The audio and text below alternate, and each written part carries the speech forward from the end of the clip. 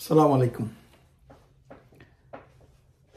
দুনিয়ার ইতিহাসে আমরা দেখেছি যে একটা কথা আছে যে there is no permanent foe or friend in politics or diplomacy।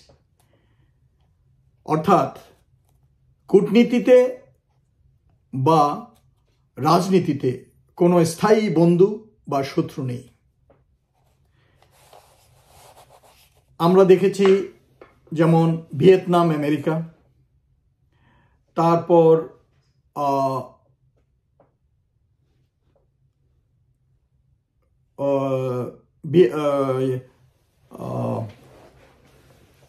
Japan America কি ঘটেছিল আমরা জানি। এরপরও তাদের ভিতরে সম্পর্ক আছে। দুইটা জিনিস, একটা হচ্ছে যে বন্ধুত্ব আর একটা হচ্ছে যে কূটনীতিক সম্পর্ক। কারণ দুনিয়ার অন্যান্য দেশের সাথে সম্পর্ক যদি না থাকে, কোনো দেশ যদি আইসোলেটেড হয়ে যায়, তাহলে ওই দেশের অগ্রগতি ব্যাহত হয়, ওই দেশের উন্নতি ব্যাহত হয়, ওই দেশের বিভিন্ন সাহায্য সহযোগিতা ব্যাহত হয়। 1971 সালে পাকিস্তান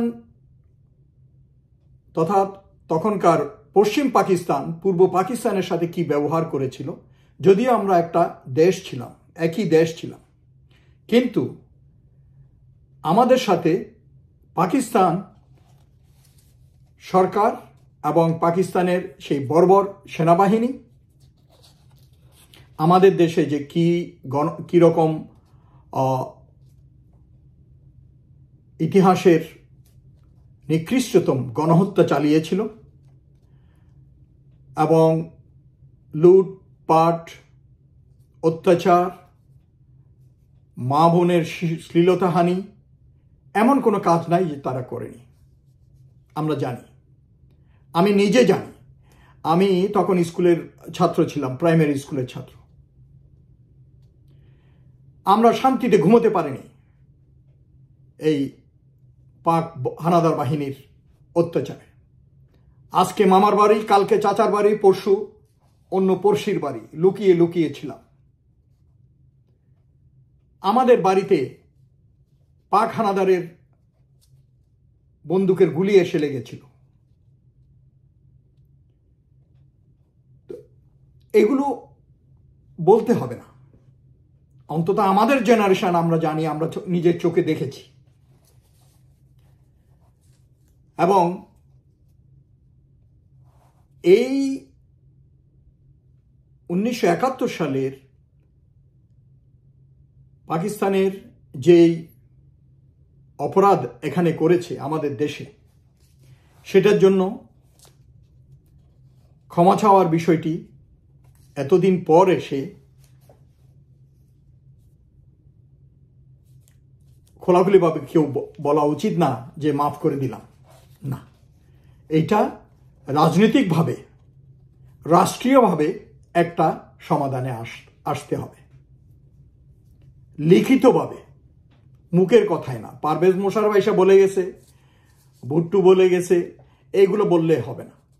সো আমার কথা হচ্ছে যে ওটা করা যাবে। আমাদের পররাষ্ট্র মন্ত্রণালয় কূটনীতিক সম্পর্ক উন্নয়নের মাধ্যমে এই জিনিসটা ইজিলি করা যাবে। কিন্তু আমরা যদি সেই ভারতের বয়ানে, কারণ ভারত আর পাকিস্তান হচ্ছে তারা সাপে নেউলে সম্পর্ক, সোন এনিমি, জন্ম থেকে এরা শত্রু, একজন একজনের উন্নতি দেখতে পারে না, একজন একজনের পিছনে লেগে আছে। এই পর্যন্ত তারা 5-6টা যুদ্ধ করেছে। সেজন্য ভারত বিগত 15-16 বছর আমাদেরকে আলাদা করে রেখেছিল পাকিস্তান নামের রাষ্ট্রটি থেকে। এটা কোনো যুক্তি থাকতে পারে না। ওদের সাথে সম্পর্ক নরমাল করার জন্য যে একটা প্রসিজিওর বা পদ্ধতি, এই পদ্ধতিটা তো আমাদেরকে পালন করতে দেওয়া হয়নি। ভারতের কথায় ও যা চাইছে আমরা তাই করছি।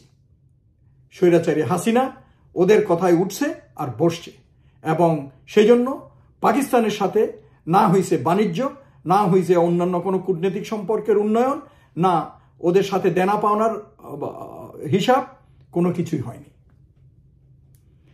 তো এখন এতদিন পর এসে ভারত যখন তার অবস্থান আমাদের কাছে পরিষ্কার করে ফেলল যে সে আসলে কোনো আমাদের বন্ধু ছিল না এবং সে আমাদের বন্ধু নয়, এই অবস্থায় বাংলাদেশ তো একা বসে থাকতে পারে না। বাংলাদেশ তার সার্ভাইভালের জন্য, তার বেঁচে থাকার জন্য, তার অস্তিত্বকে টিকিয়ে রাখার জন্য, তার উন্নতির জন্য, তার জনগণের উন্নয়নের জন্য আমাদেরকে তো বহির্বিশ্বে চারিপাশে আমাদের অন্যান্য দেশের সাথে সম্পর্ক খুঁজে নিতে হবে, বন্ধু খুঁজে নিতে হবে, অন্যান্য রাষ্ট্রদের সাথে সম্পর্ক উন্নয়ন করতে হবে। একই গতিধারায় পাকিস্তানের সাথে যে সম্পর্কের উন্নয়নের একটা প্রচেষ্টা চলছে, যেই সম্পর্কটা অস্বাভাবিক করে রেখেছিল ভারত স্বৈরাচারী সরকারের মাধ্যমে, সেটা স্বাভাবিক করার যে প্রক্রিয়া চলছে, এটাতে আমি এখন দেখছি যে ওই যে ভারতের বয়ান যারা আমাদের দেশে ছাড়ে, তারা বিভিন্ন টক শো বিভিন্ন জায়গায় চিল্লাপাল্লা শুরু করছে।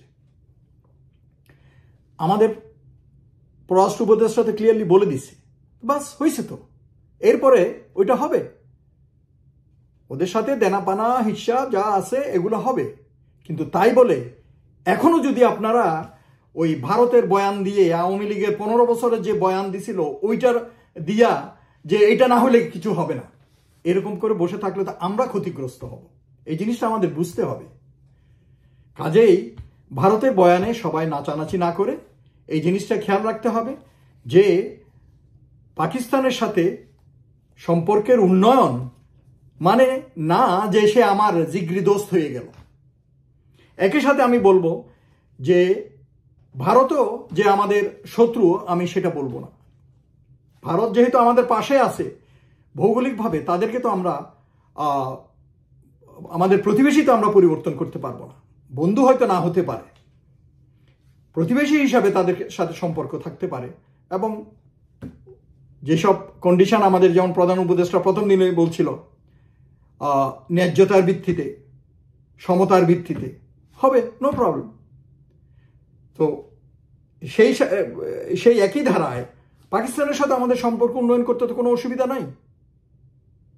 আবার অনেকে বেশি লাফালাফি করতেছে, এইটা যেন লাফালাফি করা না হয়, যে অনেকে একবারে মানে পারলে একবারে আজকে বুকের ভিতরে ঢুকাই ফেলে।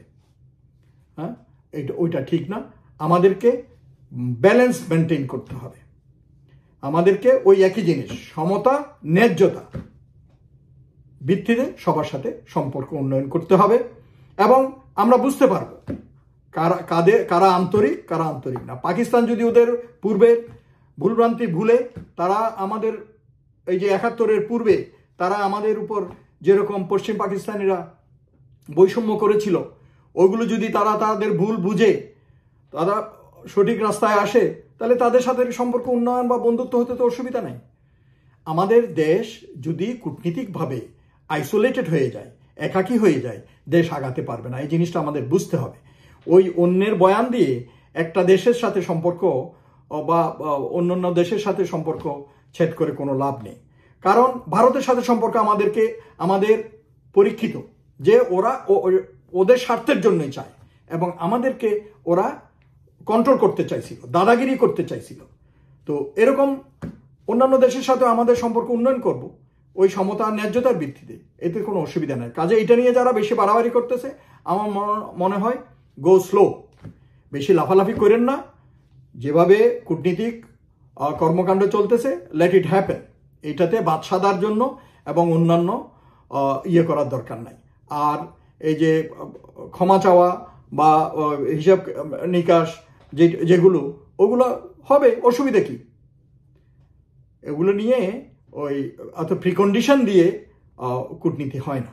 তো এই কাজেই সব কিছুতে আমরা লাফালাফি কম করি, পাগলের মতো দেশের ভালোটা বোঝার চেষ্টা করি। সকলে ভালো থাকুন। আসসালামু আলাইকুম।